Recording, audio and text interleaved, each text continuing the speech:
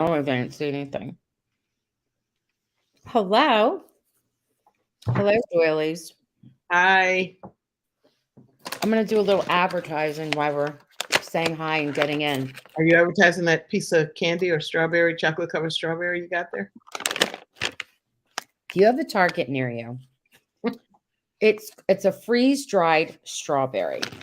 They are so luscious. Look at them. A freeze-dried strawberry. And then a lot of them are a shape of a heart because that's how strawberry is. Buy them. They are so good. Hi, Rona. Hi, Lois. And hello, Bonnie. Bonnie, I didn't send you an email, but I will. Your prize, your long awaited prize, is on its way. What I had originally wanted to send, and I'll share just in case anyone knows, we had for another podcast, hi doilies, by the way, these girls that make these luscious, lovely cookies, and they live not far from y'all. But here you got to pick them up now. You can't have them sent and mailed. And it was funny. We didn't realize this, and they went to such great lengths of like saying we can make a car. I wanted the jacket, but then that would make black, too much black of Jake's jacket and just different things. And we came up with this compromise. And then here they didn't realize that I didn't know that they no longer ship, that you had to drive and pick up. So, Bonnie, I have been trying to find something that would match that, and there is nothing. But what I did send was kind of fun, I think. I just showed Kathy. Did you think it was fun? Yeah, Was it a good one? very cute. All right. So I'm so happy you're here. We haven't been recapping. I got sick and we try to do every other Thursday, and this is just where we wound up. So hello. How are you doing, Kathy?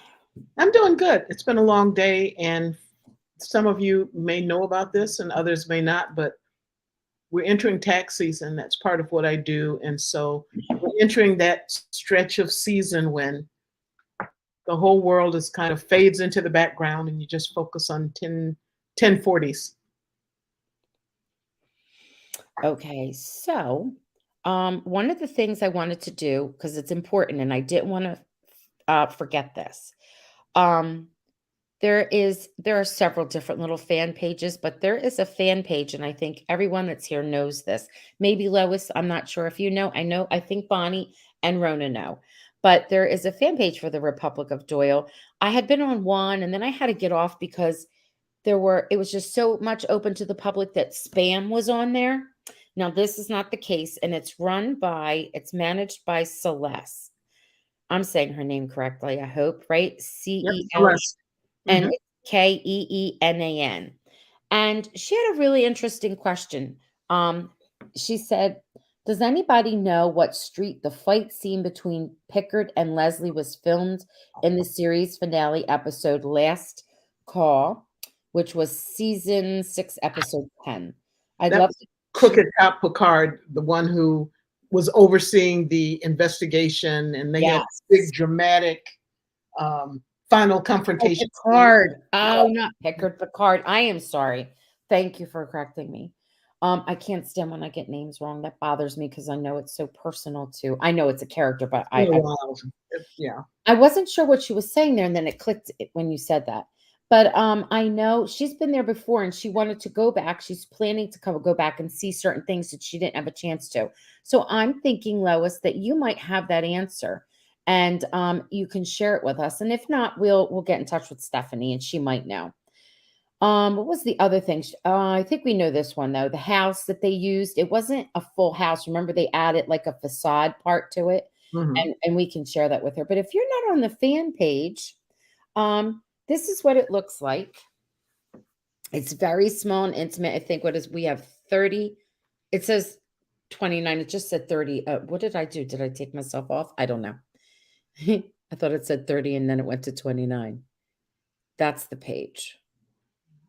Okay. All right. Let's see. I don't know. Sorry. Okay, Lois. I'm thinking, Lois, did you go when you went to visit? It was Lois that went to visit, right? When you went to visit, did you go like before or after that maybe that scene was filmed? I don't know. Okay. Are you ready, Kathy? I'm ready. My Wi-Fi has a lag in it, like an extra lag. She's saying yes. Okay. Has like it's like a 10-second lag. Maybe it feels a little longer to me. I'm going to add my little photos like I do just to talk us through this episode. And Kathy, what do you call this episode and the next few? You have a name for it. Um, It was called, first of all, the title's missing, but what is it you say? You call it the dark oh, episode. but I call these the dark episodes because Leslie was with that lump, Callum. I call him Callump because he just irritated me. Good actor, don't get me wrong. Yes. And he did serve to indicate to us that except for the mayor, she has a type. I don't think she was ever that serious about the mayor, but in terms of I love you, I love you, I love you, and I want to marry you, that was her type, Callum and Jake. So yeah. Mhm. I All right. found the whole episode, I kind of felt like Jake did. I found it very disorienting, and I'm not sure why.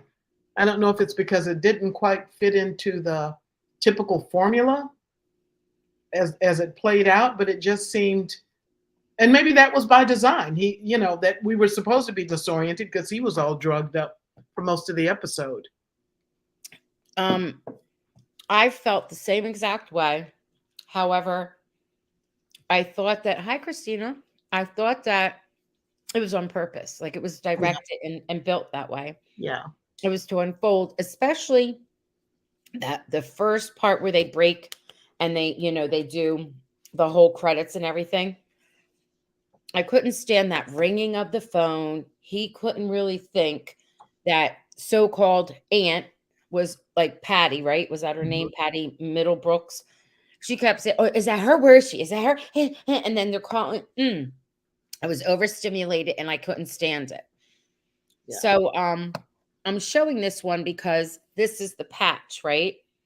Where he's got this patch on him and he doesn't think to look at it because he doesn't realize what happened to him. And here she drugged him up, right? And P.S. He looks delicious in this color blue. Doesn't he look in his right arm? We're seeing it on the left, but doesn't he look like he's got a cigarette pack shoved up that shoulder like in the 50s? Kind of. Lois said that Alan wrote this particular episode, and it's good. It's very good. It's very well written. And you are right, but it is dark. These are the dark days.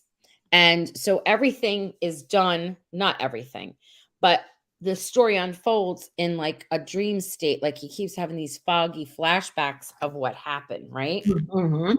I love how go ahead, I'm sorry. Oh, I love how it opens and in comes Mal and Rose, and they're all like, he's all hopped up, Mal, and all excited because they were on an all-night stakeout, and he thought he did a great job, and let's do it again. Oh no, never mind. You're only with Des, but not Jake. And they were like kind of mean how they were talking about Jake in the very beginning. And I hate when they talk about Jake and they blame him for things that he just didn't do. And then they have a scene and they go to the scene and there he is on the floor. And then that's when he gets up and all that grogginess and all, oh my God, it drives me crazy. Lois is saying that blue is his color. I get it. It is. And then that's when we get to meet that supposed to be her aunt, but her name is Patty Middlebrook. You know what, Kathy, when she comes back, she told me she was going to get a delivery. And we're informal here. We're all friends. The actress who plays her, where is she from? I mean, I could go look her up, but I don't know what is in my mind. Like, she had to have a recurring role somewhere. If any of you already know, put it in the chat and let me know. The actress that played, can you see her here?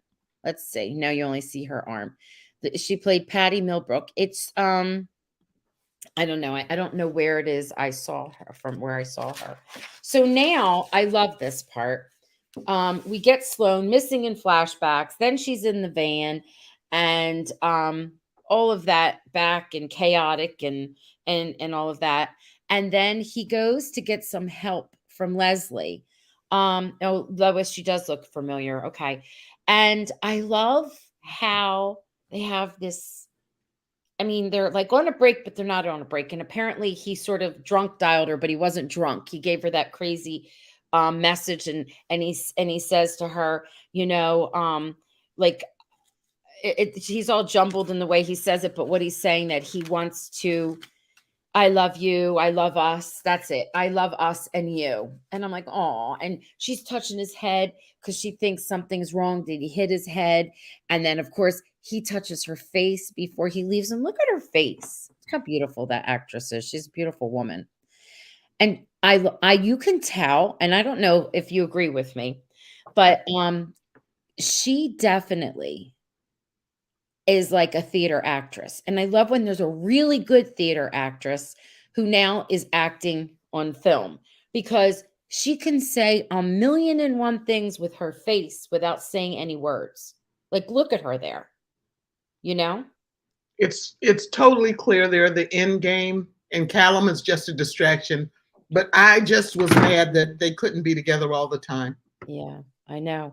And she was helping him out, like running a number for him. She didn't question. She was very helpful. Like, you know how sometimes she doesn't want to help? That's when you talked about this before, Kathy. You could see some changes in her and Mhm. her profession. Go She, ahead. she very, it was very slow. And I Yes. may not have noticed it if I was watching in a real time, but she started out gung ho. I'm a cop. I'm sticking to the rules. I don't care who you are. And and that balance just started shifting until it may have been later in this. No, it would have been early in season 6, I think, where she flat out told Mal, they're investigating me. I may lose my job, and I don't care about it anymore. And I mean, the job, not your son. So I think this was the beginning of it. The one thing that I didn't like was that she didn't seem nearly as concerned enough for me that he was obviously in some distress. He was under the influence of something. It seems like she would have noticed he was off and would have tried to do something about it. Well, she does. That's why she's touching his head. She kept saying, Jake, are you all right? What is it? But he wasn't giving her a chance either. Yeah. They were desperately looking for Sloan and very nervous. She had people out. She said, call me. I'll help you. Keep me posted. I'm going to put, Tinny was on it and her people to go help find her. Yeah, And I don't know. I would have are you driving? Because I just thought, I might have tried to stop him if I thought he was driving around in that state. Okay. All right. Now, see her look. This is her look when he walks away. See, Look. I wonder how much. I'm sorry, I just talked right over you, didn't I? No, go ahead. I wonder how much he wrote. I mean, did he just write the dialogue and the general directions, or did he literally, okay, I need you to look at Jake this way? And she touches his face and, gives that look. I just wonder how much of it was the writing and how much of it was the actors knowing how their characters would react. You know what I mean? Mm-hmm. They're definitely very comfortable with each other. That's for Mhm. sure. I mean, Yep. they ignite up. They light up. It's almost like when you find a dancing partner, Mm-hmm. one person leads and the other person follows, you kind of get used to where they're headed and maybe, understanding what the look should be or what the next reaction should be. Yeah. I know. And but when I was watching this for the very first time, like I've seen it so many times now for different reasons, but when I was first watching it, I saw it was almost like it was bittersweet and she was like twisted. Like she couldn't keep her hands. They can't. They're constantly touching each other when they're in their 5 minutes together, right? More than once this happens. And yet she also had this sadness to her. Like Hmm. I knew she was, and I know it's part of the story, but I'm like, what? You don't have to go with what Callum. I think Lois, she yeah, felt obligated because, she took the marriage very seriously. yes, And I think the pain was a combination of, I am hurting so badly right now because I'm fulfilling an obligation, but my heart isn't in it.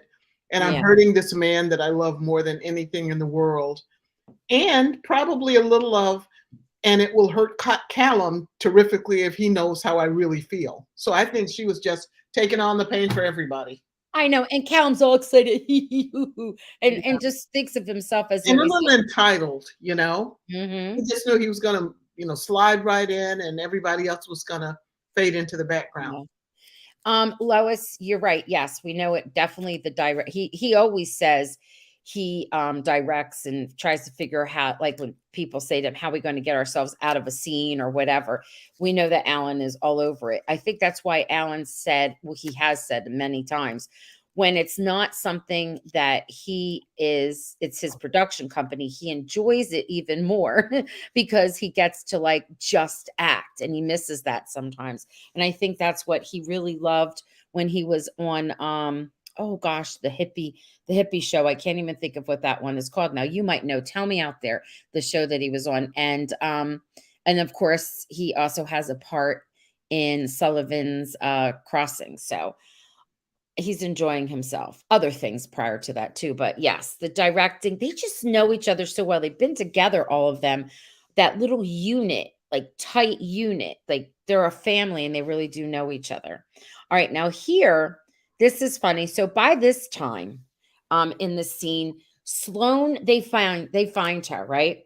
And the fake aunt is there with the bat and everything. And Des and Des and Mal oh, we found her. And that's because they hear somebody banging. It looks like a closet. It's a water closet, actually. He's like, but I have her. And he goes, you have her. And they open up the door. And I just think it's hilarious because they're just so unfazed by certain things. So there's the two of them. I didn't and they're like in the where the doors open, they're in the middle of there. And Des matter of factly says, Just "Oh, it's just casually, what? Pardon me." just casually on the Yeah. phone. Yeah, Oh, yeah. oh, he's like, oh, like that. It's just some strange guy tied to a toilet. What? Why is that like just so? Oh, and they all just take it in stride. And I crack up because the name Headley is the last name, Warren Headley. My father, oh my God. My father his father had a funny name like Headley. Don't be a Headley. Like, you were being like a brat or something like, and I thought that cracked me up. Hmm. But no sooner does this happen, then there's two men. One's tying them up, and the other one's got a gun at him. Like they just go from one turmoil to the next. Like Keystone Cops. Yes. So now we shift. And this is more craziness, and they just go with it. You've got Rose back at the office, and she's pinning up all her research that she's done. And these two over there acting like fools. And the dialogue is so great. So Jake figures out the patch that's on them because the fake aunt mentions it. He gets it off of them, and they're Sloan looking at him. Now she's been chased and basically kidnapped, but now she's okay. And she goes, what she say to him? Do you have a drug problem that you need to discuss with an adult? And he just rolls with it. And she has all those phones out. She's By the way, I have this little thing going. Mhm. I steal the phones and sell them back to the owners. And he's like, "Oh God, like you and these scams." She goes, "Don't you promise? I told you not a promise not to yell." And he goes, "But I didn't promise." So they have their little fight, and then they go over to Rose, and Rose is showing who are the players in all of this and what's going on with the whole phone connection. And Jake passes out, and as Jake passes out, these two fools are tied up. So it's like, what in the world? It's funny to me. Hmm. Oh, yes. And Lois, I so agree. They always have great one-liners. I They know. do. Yeah. And I had asked back, like those of you that have seen this episode, I was asking, did it look like Leslie was tortured? Like sometimes she was so happy to be in his presence, but then she looked a bit tortured about it, Yeah, she was right? definitely tortured because she knew that, as far as she knew, they were over. But we didn't hear her say that yet. Oh, And we heard her say it with her eyes, with her body yes, language, with yeah. yes. And Jake is knowing they're going to get together and they're going to talk to each other about the phone call. And there's even one point, I forget where I wrote it, what he says something hilarious to her. He's like, if we're going to talk about that voicemail I left, like he was embarrassed by it and goes, no, well, not unless it makes you want to do stuff with me. And she has that funny smirk. You know what I mean? Oh, Mhm. Jake, you're a good man. He's like, oh God, that's not gonna go anywhere, right? She did this several times. One time was when she was with the mayor. She allegedly, we're done, we're over with. Hmm. So yeah, she's always making these bad decisions and then totally regretting them. And this is, see the smirk on her face because he makes that funny comment about, oh, just I don't want to. He says to her, I don't want to pressure you. He is so opposite of Callum. He says, I don't want to pressure you, not unless it makes you want to, do stuff, right? And she laughs. And that's when she says, oh, you're such a good guy. And we'll talk later. And he's like, I'll take it because I get to see you. But I know both of those are not good signs. And there she is also putting people out to help and figure out what in the world is going on with them. Yeah. All right. Now, before this happens, there's the whole he's stuck in this in the I don't know, is it a warehouse? Where is he stuck? And all those fumes are going and he's got to try to get Sloan out and she's basically unconscious and Des is like, I got to talk you out and you could get electrocuted and all that stuff is going on. So here they are facing like danger and then the next time you turn around they've got something that's hilarious. So Mal goes after the guy and the fake aunt and they're trying to do a getaway and Mal cuts him off, right? And he's with his hat and he's real hokey. And they're like, oh, he probably just wants directions. And then he cuffs him and then he looks over and he's like, hi, yeah, it is me. Look, see him? He loves it. You look like such a normal guy you'd meet, on the road. Yes. Yes, yes. All right. And what was his one liner? Oh, that she gets away, the girlfriend, and he says to her, he says, where's your girlfriend going? Or something like that. And what did he say? I wrote it down because I thought it was great because we always say their one liners are great. He says, some a good boy, good guy. I don't even know what it says now. I can't even read my own writing. It was something funny. Like, I don't know if anybody remembers. His one liner was good. And now I wrote it down so sloppily, I don't know what it says. I've been there. Yeah. All right. Okay. All right. Here we go. Look at these two. Worried. She is he's worried. He won't return her phone calls. She takes him into the place where Leslie and Jake would always go and hide in the interrogation room, right? This is after everything is detonated and they're all safe and we're coming to the end of the show. That And room where everybody walking by can look inside and clearly see what's going on. That room, yeah. so he says to her, I didn't call because I know you're going to say our kiss from before was a mistake and I just couldn't handle it. And then she kisses him. Mm-hmm. He goes, so it's something, and then she kisses him. They have a nice, no Hallmark kissing here, I know Oh. it's not Hallmark, but I'm just saying. Mhm. So I love it. I love it. I love it. I love it. And their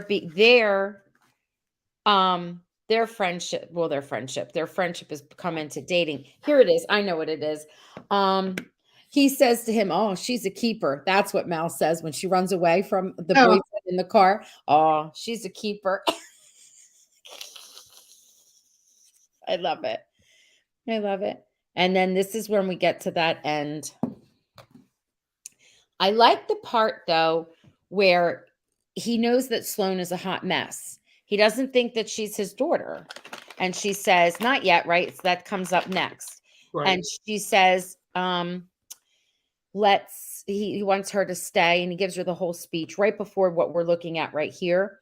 And I knew it. They're going to take her in. And Leslie's going to live with my dad. You're going to live with us. And he goes, you're going to be messed up, but in a normal way. It was interesting how this episode, or the events of this episode, I think may have been the tipping point for her when she Mhm, saw how much he was willing to go through to ensure her mhm. safety, that she said, okay, I need to be part of this man's life. She wanted him to be her dad. Do you think that she really is not? His kid? Yeah, She's not. she's not. Okay. I want to come back. I love this scene and and the episode. Thank you, Christina. We like, well, we're mad at this episode, but for a good thing. It's all good stuff. Well, now we get, before she leaves Sloan, after she gets a speech and she's going to come live with them, and Rose is all ready, and she tells Mal. I love the part where, because they were on the telephone, Sloan looks over and she sees Leslie wanting to come in, and she goes, "Oh, I'm going to leave now and let you and let you two make out for a bit." She was a bit lippy for me sometimes. Sometimes I thought she was a bit much. Yes. Okay.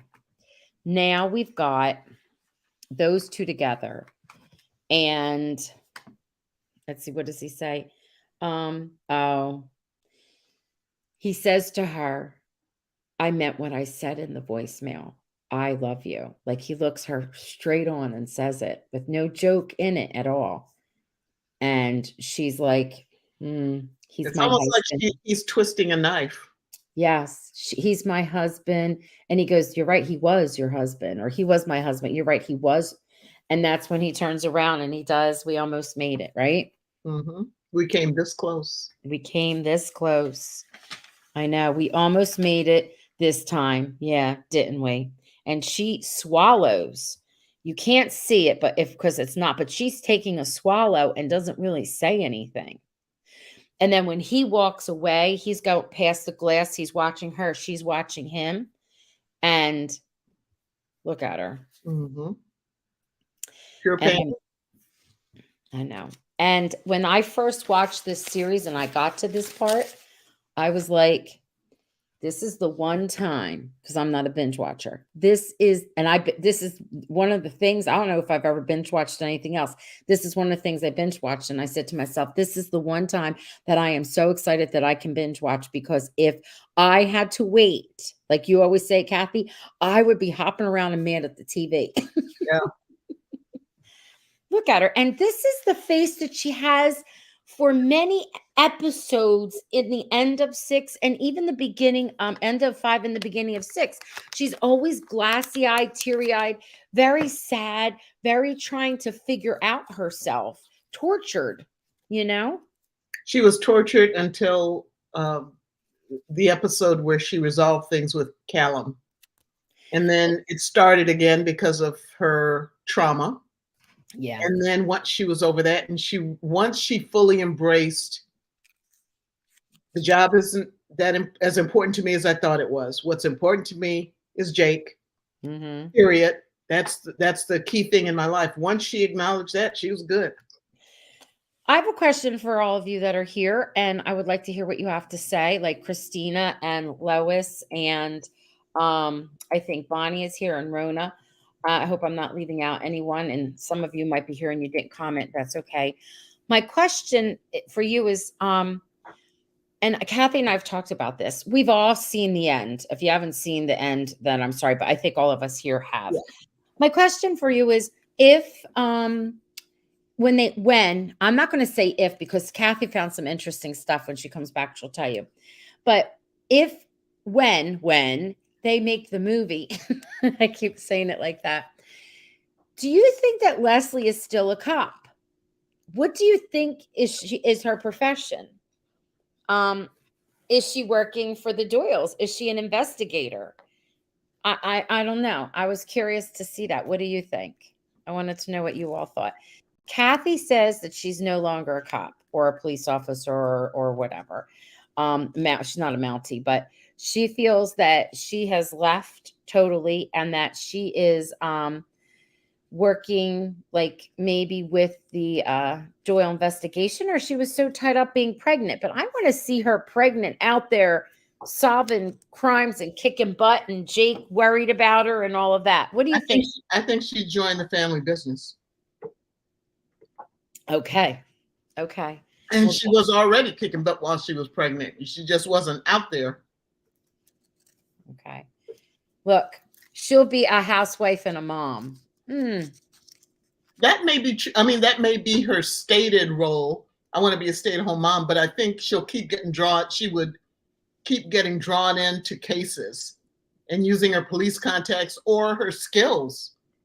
Because I Yes, mean, there would have to be a ton of times she'd have to save Jake's butt it's true. or Mal, but I think she'd have to be out there in the thick of it. Man, I could see how cool it would be where maybe she and Rose had to team up to rescue Jake and Mal, or Tinny too, to rescue the guys. I would love that. Bonnie says no longer police officer. She goes into the PI business during being pregnant. Yeah, that's what we're kind of wondering. And you're saying even if she eased herself into it, and then I can't imagine that she wouldn't have a fever for it. You know what I mean? Like to have action and get out there. Mhm. And it's why I said there's just Lois is saying Rose would have to watch the kids. That's why I say that there's like so much potential, and they're phenomenal writers.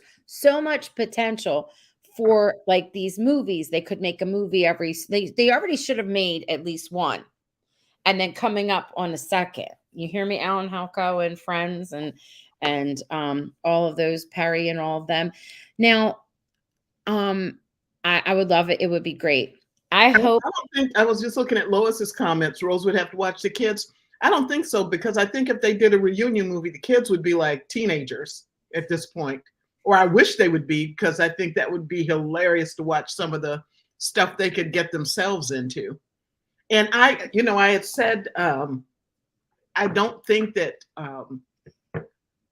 Lola, I'm thinking of her real name, not the character name, Sloan.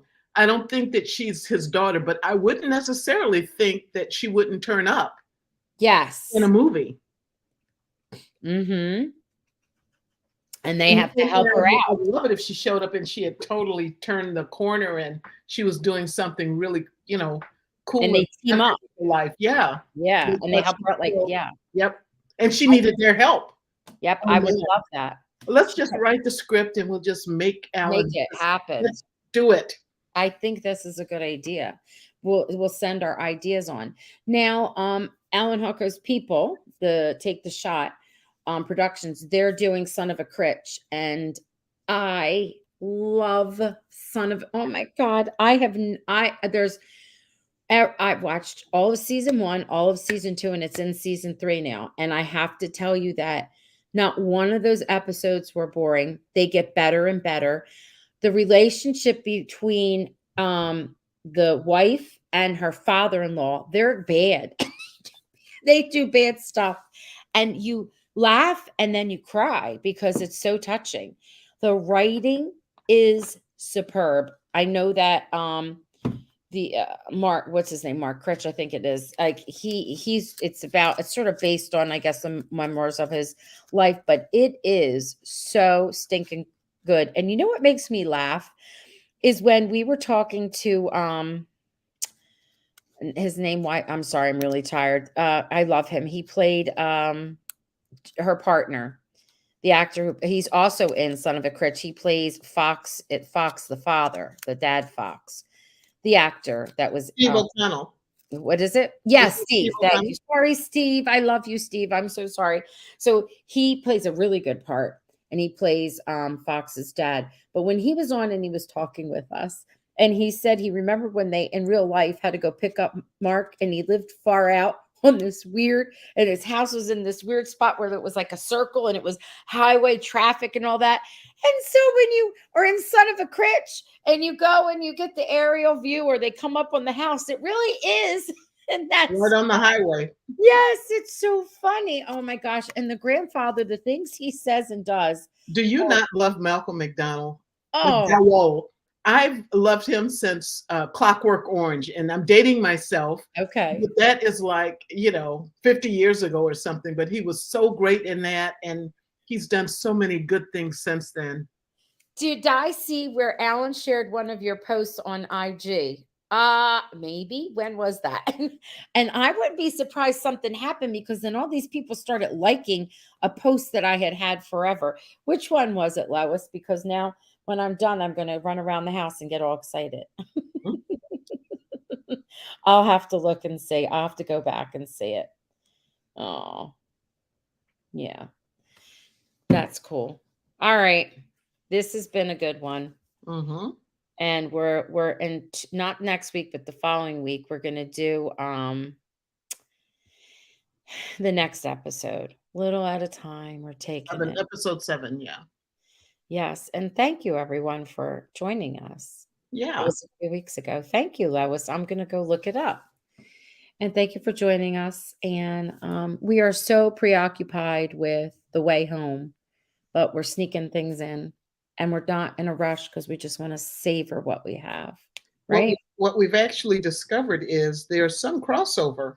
Yes. Those of you who watch The Way Home, there are actors and actresses on there that we discovered also had kind of memorable appearances on Republic of Doyle. So we're hoping to maybe get someone on here who can talk to us about the experience of working on both shows. Yes. You know what? We could probably definitely get, until next time, Lois says, definitely get on the two that we're thinking and they'll chat with us. But we have to wait for the way home to progress a little before they come on, because we don't want to run the risk of spoilers. And then once they're there, there's much more that we can talk about and ask. Mhm. And then of course we're going to have to say to them, hello, Republic of Doyle. So we'll get some people to start watching again. All right. Yes. Until next time. Thank you. And you guys, if you're not there already, check out Celeste Keenan's Republic of Doyle Facebook page. It really is fun.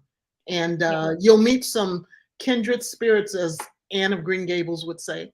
Yes. And Celeste does a good job of always bringing up stuff. She even found that cool thing for us to vote on. Remember, it says, please show Jake and Leslie some love. They happen to come up in one of those contests of like, Mojo. Yes. Which was nice. That was fun. I would have never found it. She's like always in. I think she's got a different handle though, and she follows us on Instagram. All right. Good night, everyone. Bonnie, you got your gift on the way. Good night, doilies. See you next time. Yes.